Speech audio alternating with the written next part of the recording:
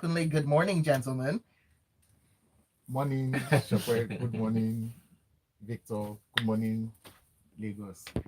It's a big day. Good morning, Lagos. Morning, crew. Eku, who stole or who is stealing our oil? Almost my oil. Oh boy, if only you knew what happened before we went on.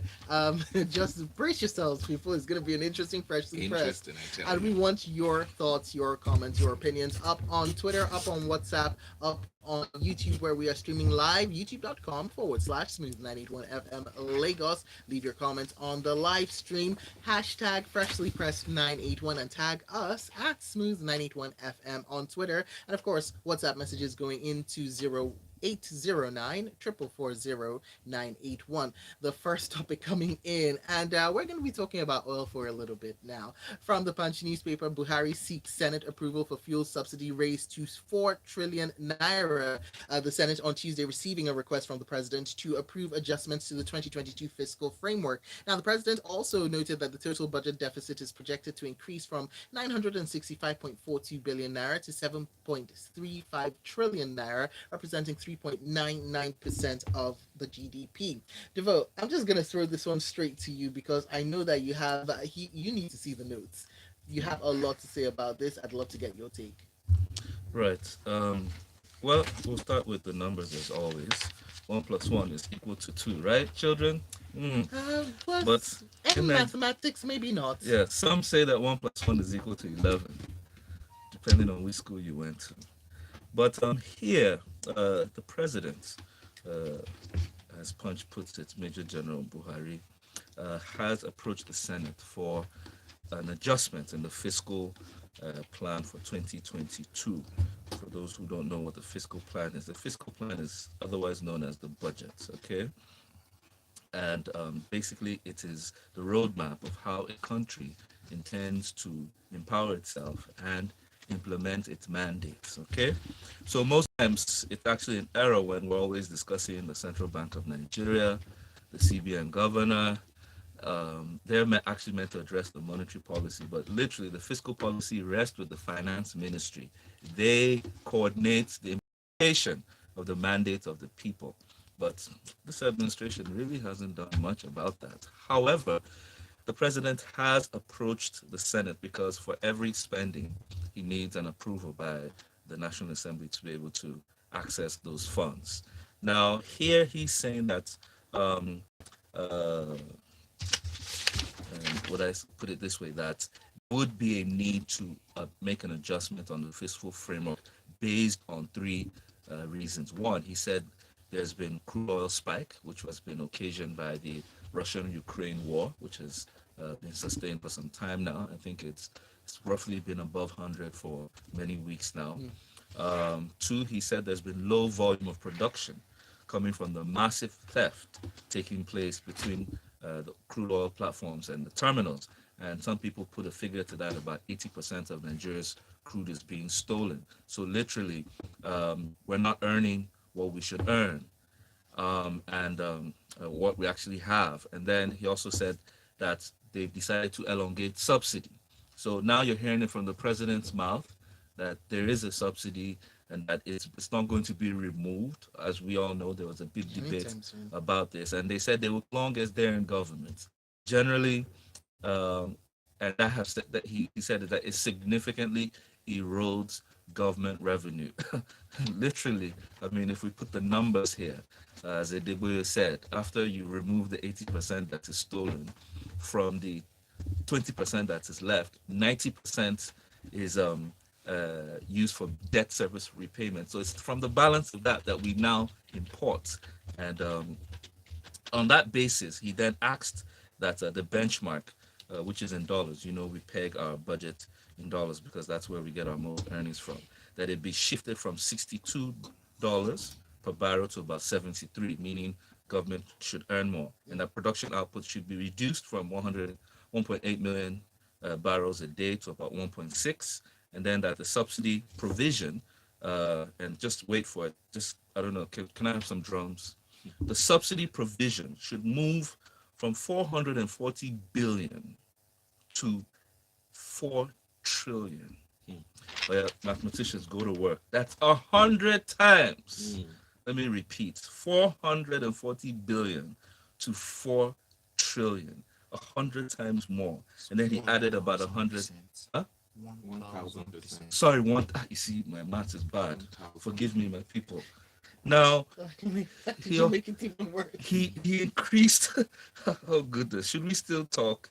He increased the budget also by 180 billion. Then he also said that because of this, the budget deficit would grow from 965 billion to 7 trillion. Now, budget deficit, that's big English. That's how much you owe, IOU, how much the country owes. Not how much you owe, how much you have to spend that Yes, you that don't you have. don't have. Thank you. Thank you.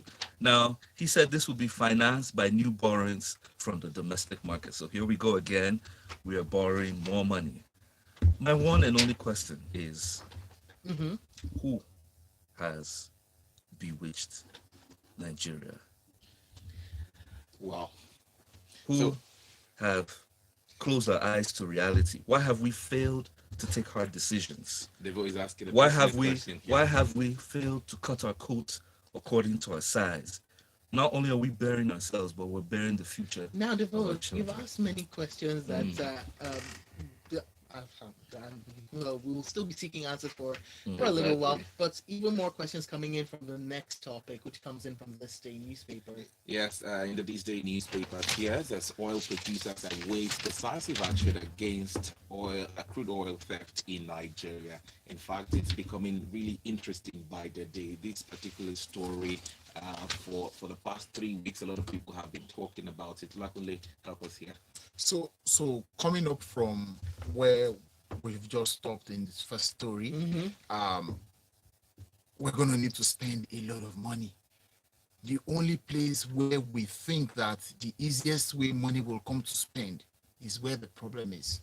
And I'm going to start this. Many years ago, very young and impressionable person that I was, a Labour, Nigerian Labour Congress president, who also happened to many years after become a governor, at a conference asked a series of questions. He asked them, he said, if the theft of oil is big business, is big, like we say it is, then it means that it is visible. Then if it is visible, who have we arrested? And if we have arrested anybody, how many of them have we prosecuted? And if we've prosecuted any, where are they? It was a series of questions in that way that I asked those questions then. And it made sense. I mean, so we now have a situation whereby we're debating the volume that is stolen, whether it is 80%, whether it is 10%, whether it is 2%. But whatever the volume that is stolen is significant enough to make us lose income. Now, we have so many things to spend on. We're not talking about recruiting. Police is recruiting an additional 100,000. The funding for that new number is going to come from somewhere. They're increasing the salaries allowances of the police itself. That fund is going to come from somewhere. So, and all of this is highly dependent on this oil. Now, hear this. A big part of the story where we have a particular company, I think Nepal or something, says that within a 12-kilometer length of their pipeline, there are 100 theft points on it. So imagine between the beginning of the third mainland bridge and the beginning of the third mainland bridge and the end of it, you have that number of points where people puncture the pipeline and steal oil. So that's a typical example of what it means. We see people, according to the story, says that we see security officials who are supposed to be in charge of security pipelines and installations suddenly start to build big mansions in Abuja and all that. So it means that we can see this thing happen. We know the people who they are.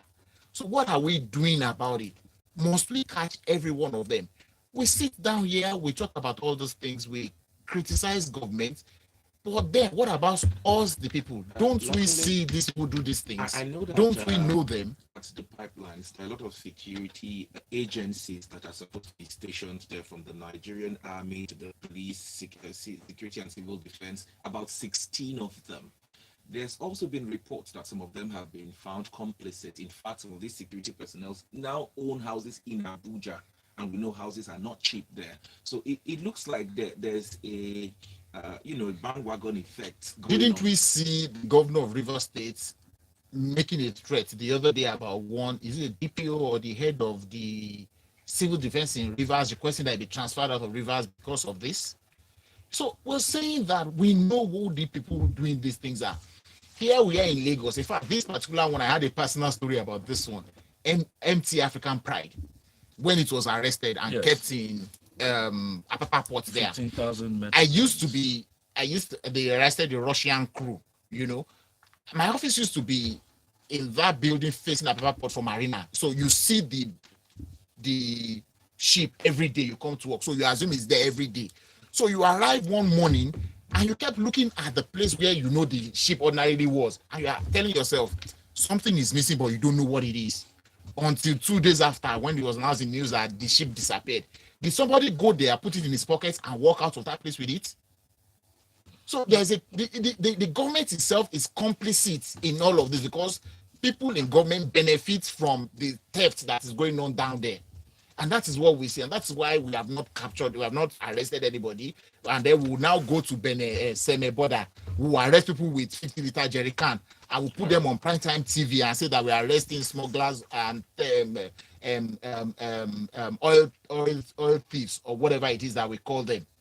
Yeah, my issue is what manner of juju is taking place within our government, because the military recently held a session with the House of Reps where they said that they had arrested about 45 vessels last year and about 17 vessels this year. Where are with they? the Nigerian, they handed them over to the EFCC, while the Minister of Finance is saying that she hasn't seen any stolen receipts. Now, the military, through the Chief of Armed Defense Staff, that's Irabo, and the Nigerian regulatory body, has said that $3 billion has been stolen already this first quarter of 2022. Sorry, Devo. No, Quickly, we need this to is move on quickly. to This is the part of the messages. story. Going over to your messages up on WhatsApp 0809 440 981. We got this message in Nerachillo from Ogudu, who says there will be no decisive action from government because government knows but chooses to turn a blind eye to this theft. Whilst Daily Watch says this subsidy money that the president is seeking is just to finance the boys against next year's election. No more, no less. Whilst so Joyce certain. says, see Nigeria see bankruptcy. Goes on to say, shame on this government, shame. So sad.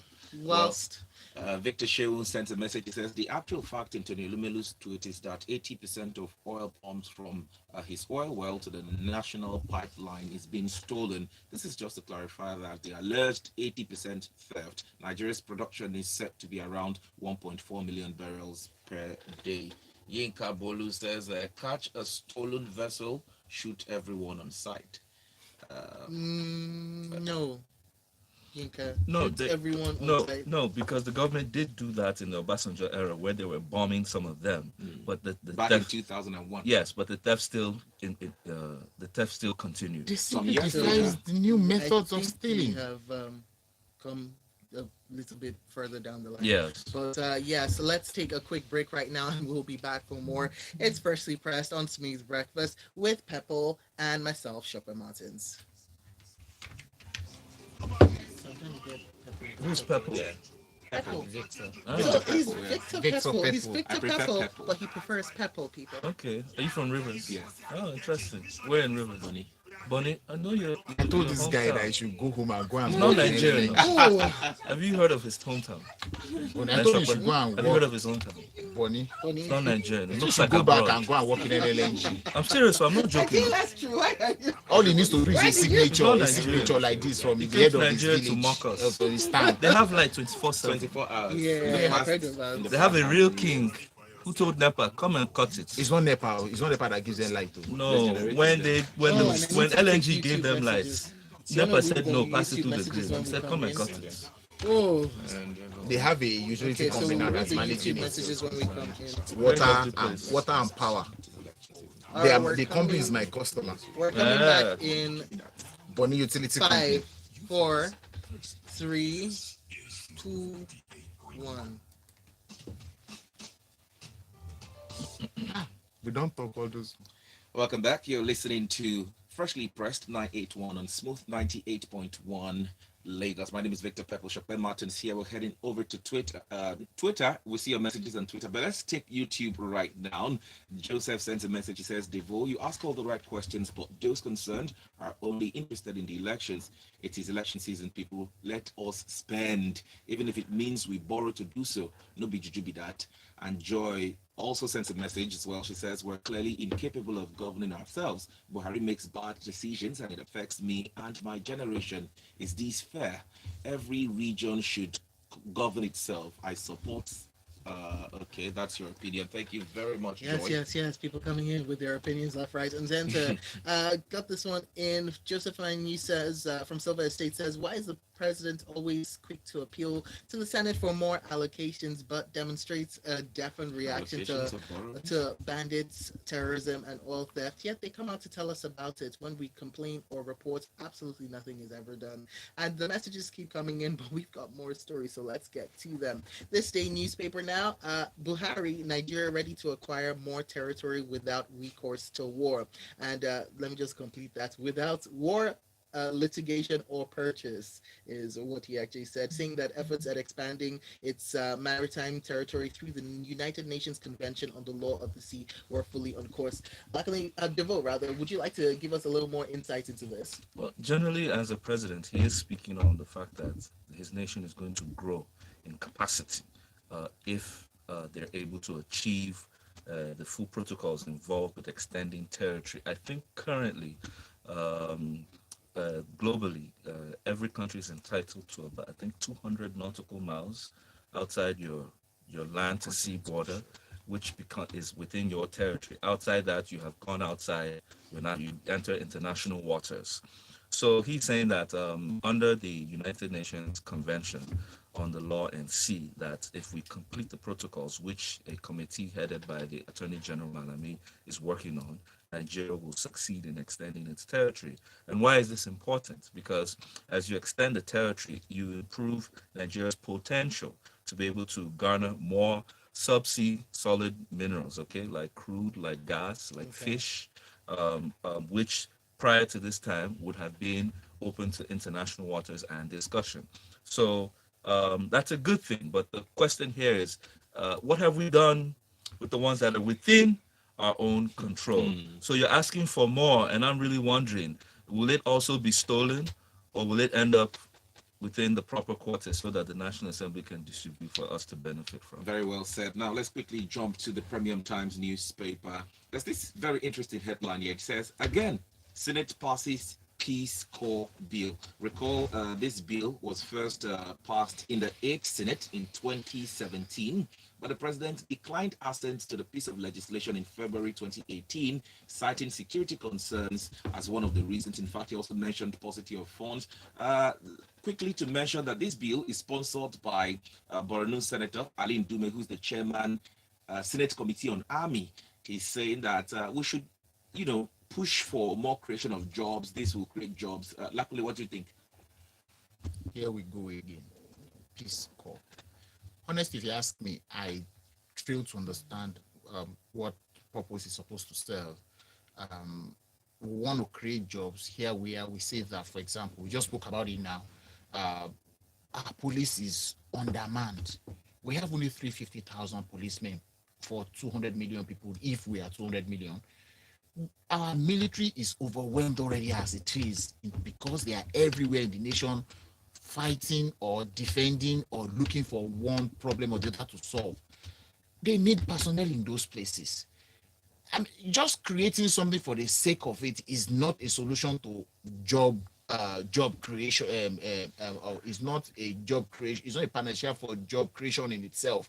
So, and then it's going to cost a lot of money to do this. It means that you are starting something from the scratch. You are going to put in place possibly physical structures for offices. you're going to put in place in 36 states and the Federal Capital Territory. You're going to logistics, so many things to be done. So where is that money good for this going to come from?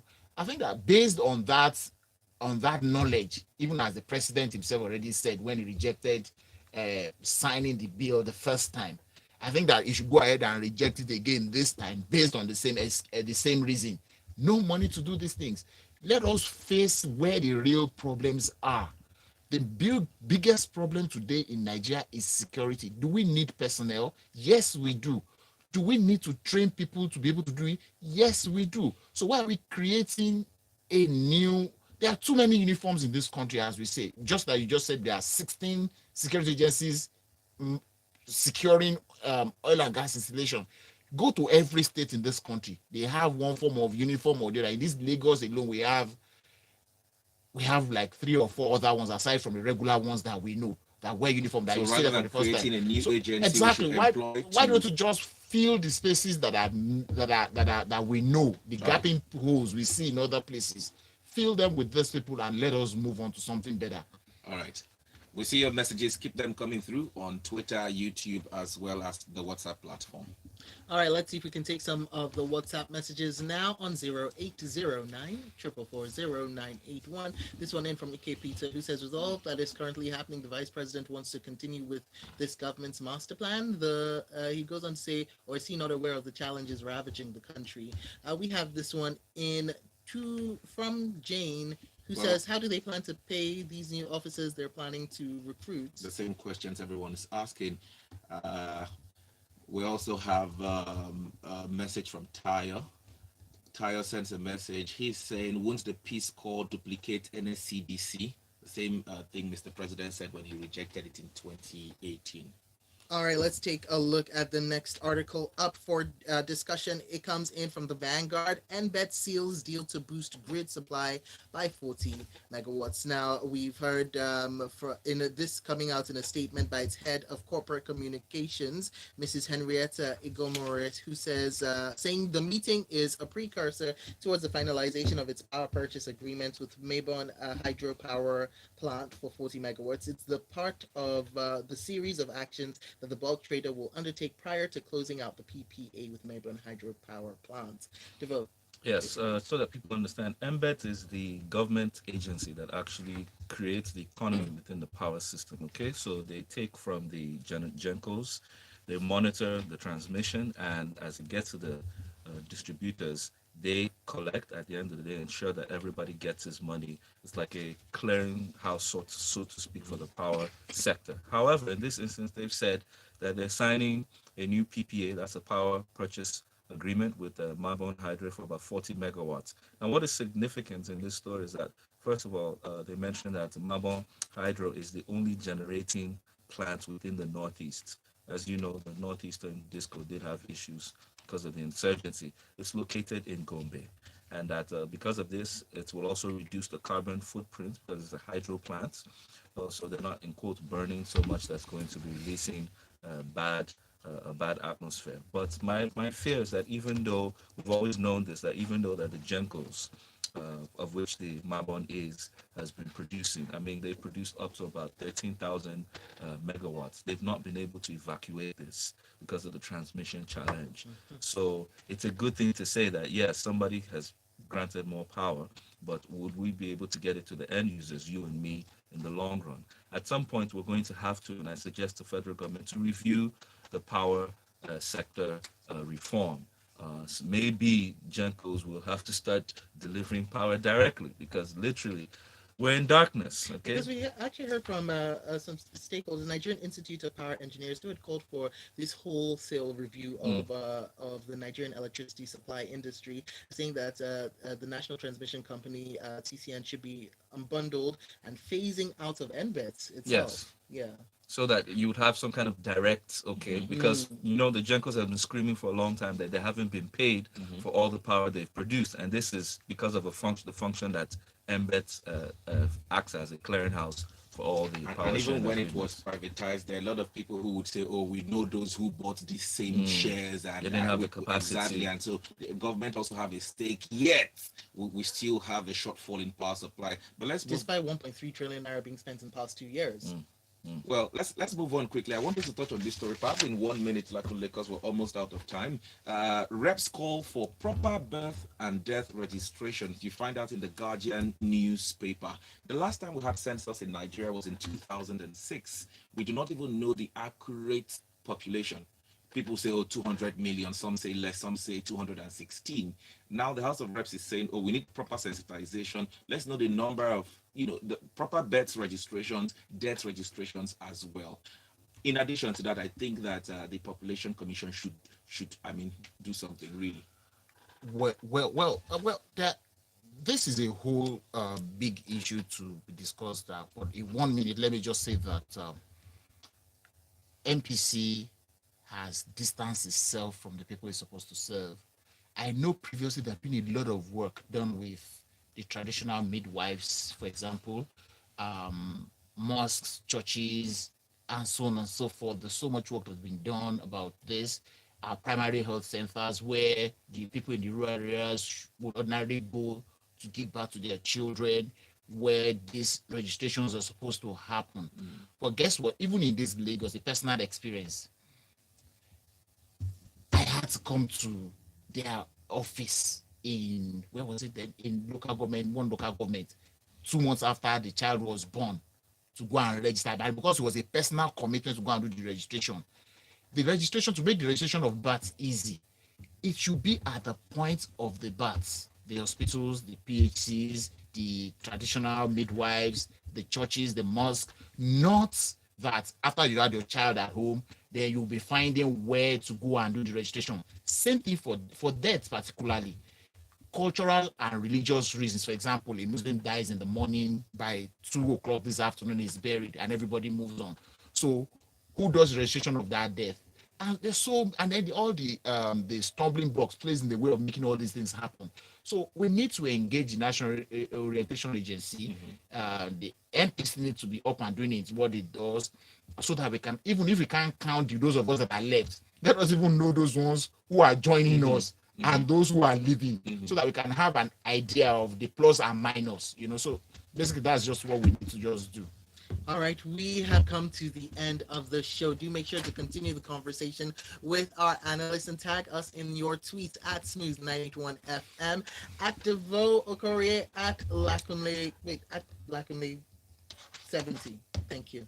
My apologies. At Lakunle 70, at Devo Okorie, and of course at Smooth981FM. Coming up, 8:15, it is going to be sports, where we get to hear from Tiger herself, and that's inside the locker room.